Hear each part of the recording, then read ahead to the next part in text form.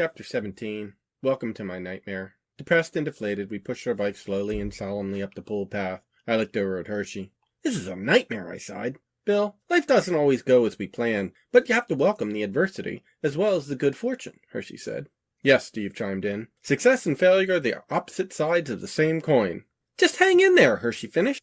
The vision of a cat hanging from a limb flashed inside my head, but I rolled my eyes. Now Steve and Hershey have gone all inspirational on me. Welcome to my updated nightmare, I thought. We pushed our bikes further up the pool path, then behind Maynard's house. I saw old man Maynard in his overalls with his big straw hat. He was on his knees pulling weeds in his garden. Kid, get over here, Maynard yelled. I looked at Hershey and Steve, who were dropping their bikes at the side of the path. Guys, maybe we should chat with Maynard another time, I suggested.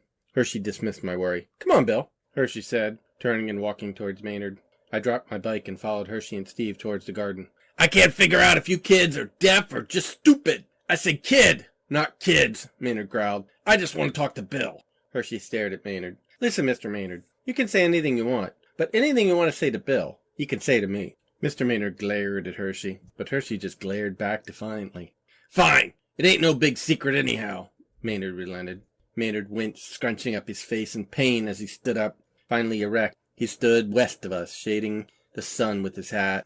The bright glare around him essentially blotted out his face. Bill, he said, pausing for a moment. I squinted to see his face through the glare. Bill, I just wanted to say, my eyes finally adjusting to the glare.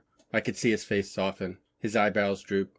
What I really want to know, son, is when you got knocked out and you heard your delusion. Your illusion is real, he said, using his fingers in quotation marks with his gloved hands. What did Ellie say? Hershey rolled his eyes.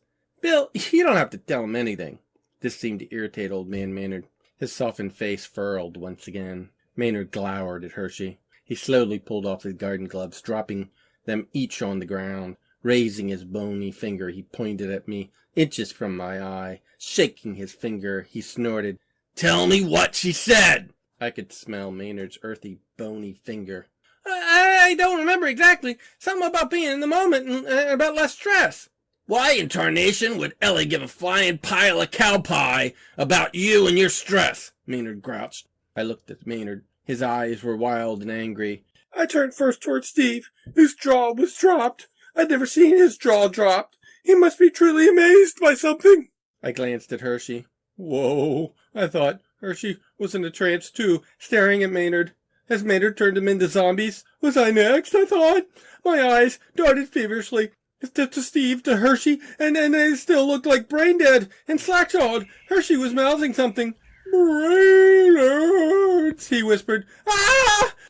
I turned back to Maynard and saw his fingers were covered with blood. I screamed again. I started to run, but Maynard put his bloody hand out and gripped my shoulder tightly. Don't eat my nerd brain, I screamed. Oh, old man Maynard tightened his grip. What's gotten into you, boy? I was feeling a little woozy, a little like peeing. A lot like ruining the day I was born. Hershey broke the silence, stammering, I can't believe it was you. My brain reeled. What? Hershey, it's a little late now. We should have known all along that Maynard's a zombie. And Ellie's a zombie. The whole garden is evil with its statues. There's probably an old graveyard long ago. And all my nerd friends have had their brains consumed, I thought. Was I next? Help! Mr. Moore! Mr. Mullen! Anyone! Save me! I screamed! The end of chapter 17.